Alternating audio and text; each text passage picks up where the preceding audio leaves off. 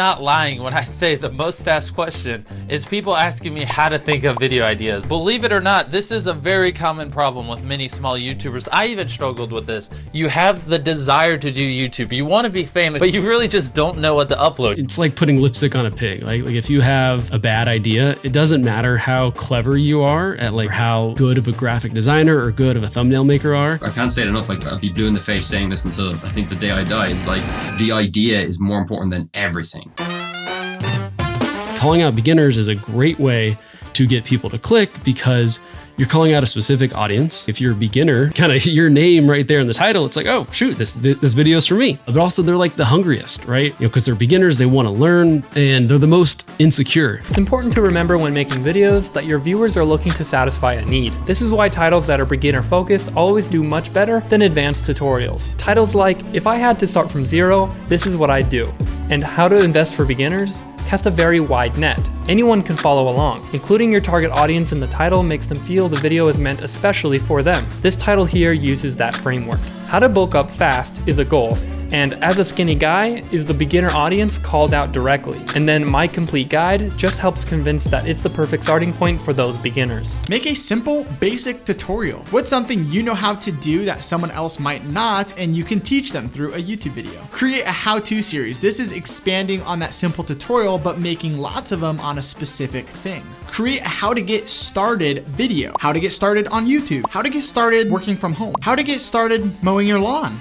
Make this video with the beginner in mind and teach them what they need to know without using language that is foreign to them. Go to their level, really talk to that beginner person and tell them how to get started.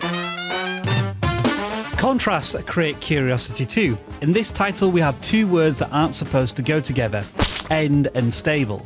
And it is these contrasts that will shock your audience into wanting to watch the video. A really smart way to use contrast in titles is when it helps the viewer, be it money, time, productivity. Product comparison, this versus that. Which one is better and why? A lot of people are trying to decide between two brands, between two cameras, between two pairs of shoes, and they want to know which one they should buy and why, and you should tell them which one's better. Cheap product versus expensive product. I've seen people get a lot of views when they compare an iPhone or a smartphone to an expensive camera. This concept works in any niche. If you can't buy that expensive thing, maybe you can rent it or borrow it and then compare it to the cheap version. When they're actually searching two different products to compare them against each other, they're in a buying mode. So this is a very valuable and powerful title idea to be able to get views when people are starting to search for things, because it allows you to compare two different things for people that are in a buying mode. When they are searching two different things, they are possibly going to buy something. So you could be the last stop before they make that purchase. Titles that use contrasting themes serve to hook viewers' interest as it builds a narrative for the topic. For example, Lazy versus Pro Editor and the most overrated/underrated camera and video gear both take advantage of contrast. Instead of getting one angle of value, you're getting two. This is a really great format to use for end-of-year recaps and reviews, such as the best and worst trends of 2021. Because you're looking back at both sides of the coin, it feels like a complete and satisfying review of a topic. So authority, there are two parts of authority. There's one, how US military linguists learn languages fast. This is like a position. So, military linguists, they're learning something good. You might say doctors, how doctors lose weight, how doctors beat cancer. That position holds a lot of authority. There's a lot of proof there. All right, if doctors or if military linguists are doing this, then I can have faith. Like, all right, this probably works. The other way is like a specific person to use authority. So you might say, how Elon Musk started his first company, right? Or how Sean Cannell got his first 1,000 YouTube subscribers. Like, that would be huge because, all right, you're at 2 million now. Sure. You have authority that works for you. So that's a couple ways using, a specific person or a position.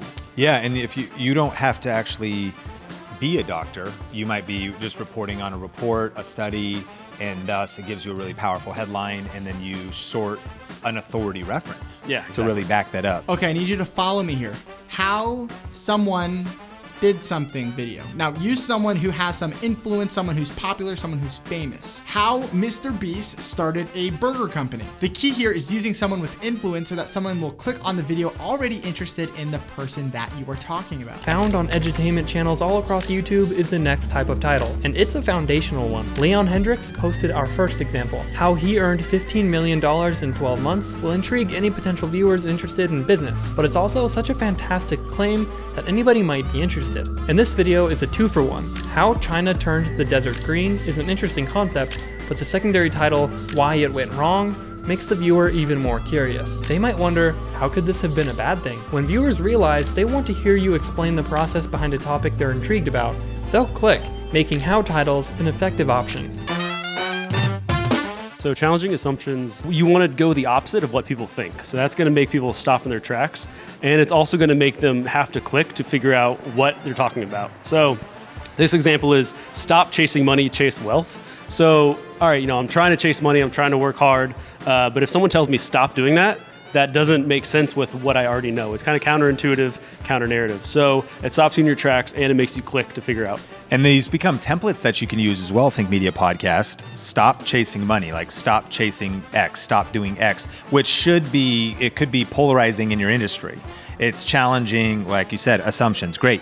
When you have an opinion that goes against what your audience assumes, it makes them wonder if they are actually right. And that audience will have to watch the video to find out. Also, just wanted to mention that this is a really good use of text in a thumbnail, as it complements the title and it adds another curiosity that we've already talked about, revealing a secret. But back to challenging assumptions.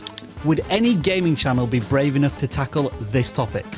There's no doubt about it. Such a video would make the community lean forward and say to themselves, all right, you've got my attention, go on. Before you X, watch this. Now, what does that even mean? Well, here are some examples for you of how you can use this title. Before you start a YouTube channel, watch this. You'll notice we do this quite a bit here at Think. Here's another one. Before you homeschool, watch this. And I love this one. This is from Jay Shetty. Before you go to sleep, watch this. Now, why is this important? Why should you do a watch this? Well, if you want to become an authority in your niche, if you want to become someone that people are looking up to, that you are able to influence, you want to make something that before they start doing X, before they, start the ketogenic diet, before they start renovating an RV, before they start using a MacBook Pro, you want to be the person that they go to. And by having a video like this, it'll pique curiosity. It'll help you position yourself as an authority. And you can also then give educational tips throughout those videos. If something can't get 100K views, we shouldn't make it. Do we think this has potential? Is this a big enough topic? And funny enough, the first video we did together now has 4.5 million views. Like, what are we doing here if not to contribute to society in some way? Like, that's what all art does. It's supposed to have a message. It's supposed to have a purpose.